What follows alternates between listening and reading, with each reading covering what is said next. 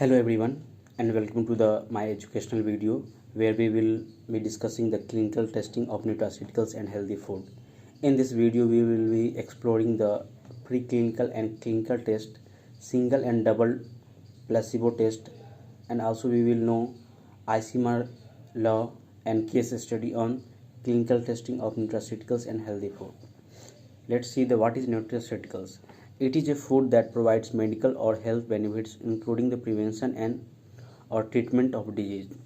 Generally, we know that nutraceuticals and healthy foods have become increasingly popular in recent years as people have become more conscious about their health and wellness.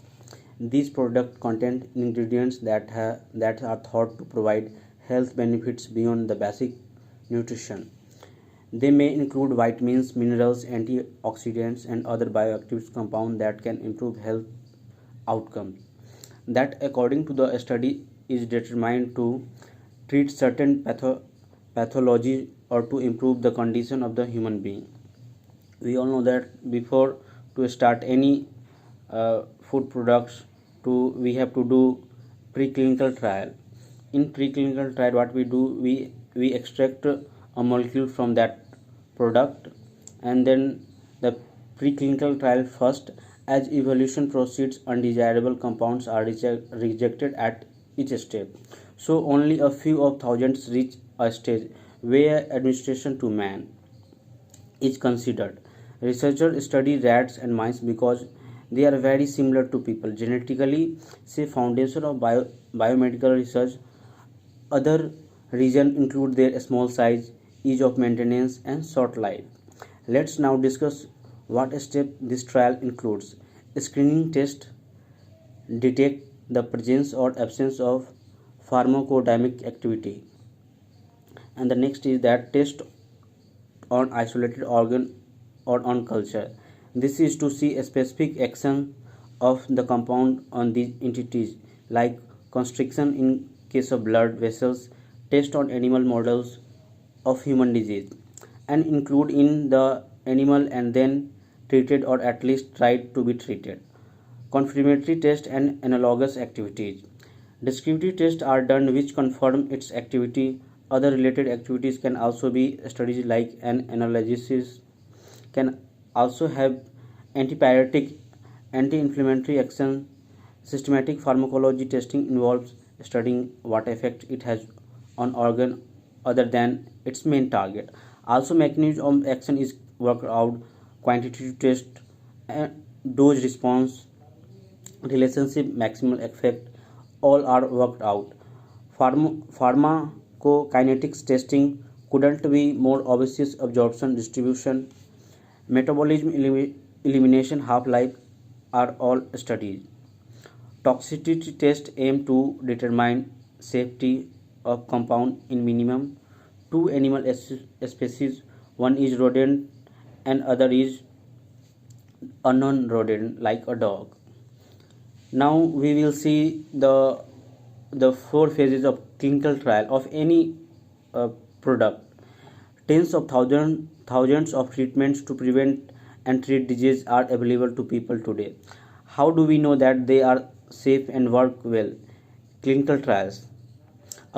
Through clinical trials we can find that whether it is safe or work well or not. And then let's see what is the clinical trial. A clinical trial is a research study that tests new treatments or medical devices in people who volunteers to take part. To approved for use, the results from clinical trial must show that a new treatment is safe for the people to take. Only then can the US Food and Drug Administration approve it for the use by the public. FDA is a government agency that protects public health by reviewing and approving treatments, medicines, and other medical products. How do clinical trials test new treatments? Most new treatments go through four phases of clinical trials. Each phase has different goals, and a treatment will only move to the next phase if results show it is safe and works. The most important thing to researchers is participant safety. That they design clinical trials so the possible benefits are greater than the risks. Let's take a look at each phase. Phase 1, a small number of participants anywhere from 20 to 100 gets the new treatment. Sometimes they have the disease the treatment is for, or sometimes they don't. Researchers watch the participants to learn about safety, how the treatment works in the human body, and the best amount or dose to take.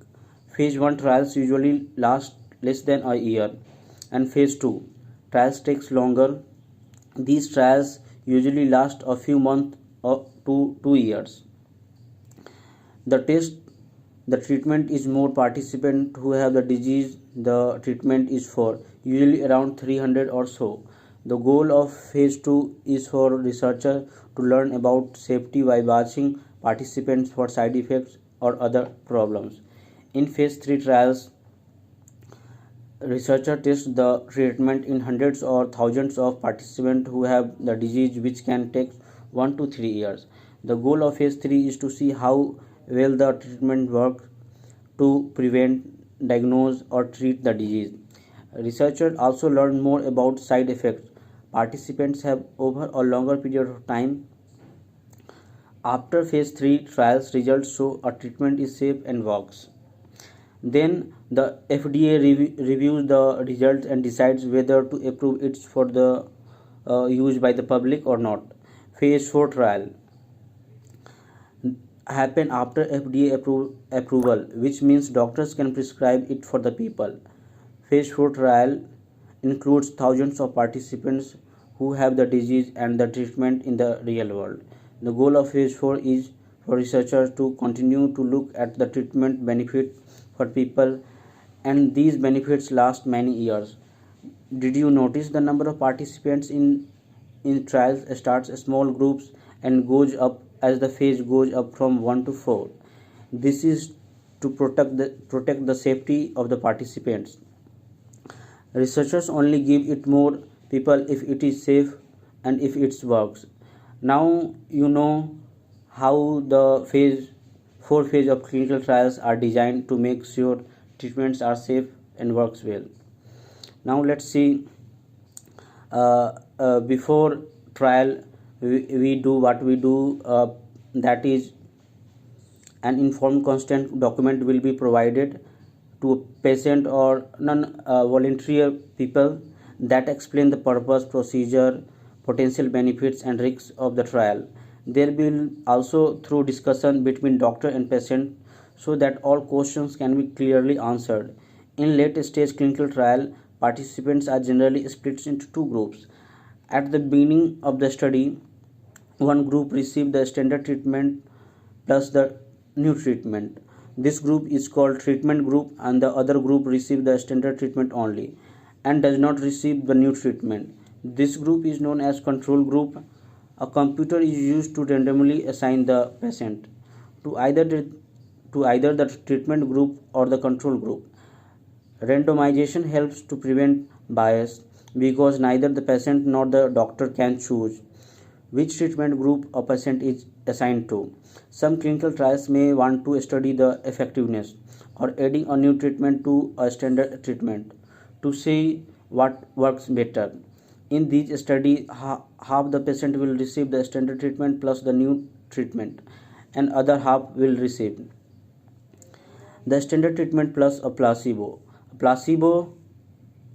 A placebo treatment that looks identical to the new treatment but contains no active ingredients. This type of study are often called blinded, meaning that one or more party involved in this trial do not know which patients have been assigned to which treatment. Single blinded means that only one party, either researcher or the patients, know which patients have been assigned to which treatment. Double blinded, let's see. Double blinded means that both the researchers and the patients do not know which patients have been assigned to which treatment. The strongest and most reliable results comes from the clinical trials in which treatment is double blinded. The patients are randomized and the study has a control group. This is called double blinded randomized controlled clinical trial. Clinical trials are carefully monitored to protect patients, and several layers of review review committees are involved to protect patients from any possible harm. Patients can leave clinical trials at any stage, however, they should discuss this with their doctors before existing to ensure the safest procedures are followed. Already we know that there are 4 different phases of clinical trial and safety is emphasized in each phase. Now let's see the case study on human. The first case study is that omega-3 fatty acids. Omega-3 fatty acids are essential fats that are found in fish, nuts, and seeds. Several studies have shown that omega-3 can help to lower blood pressure, reduce inflammation, and improve brain function. In randomized controlled trials, researchers found that supplementing with omega-3 fatty acids are significantly reduce the risk of cardiovascular events in patients with existing heart disease. And the case second is that probiotics are live microorganisms, generally bacteria and yeast, that are beneficial for the gut health. Studies have shown that probiotics can improve digestive health and boost immunity. In one study, researchers found that a daily dose of probiotics significantly reduced the risk of upper respiratory tract infection in healthy adults. Now let's see the law what say. Indian law. Product must be conducted in accordance with the principle of good clinical practices. All clinical trials must be registered with the Clinical Trials Registry India. Before the initiation of the study, product must be conducted only after obtaining the necessary approvals from the relevant regulatory authorities such as the Central Drug Standard Control Organization and the Institutional Ethics Committee.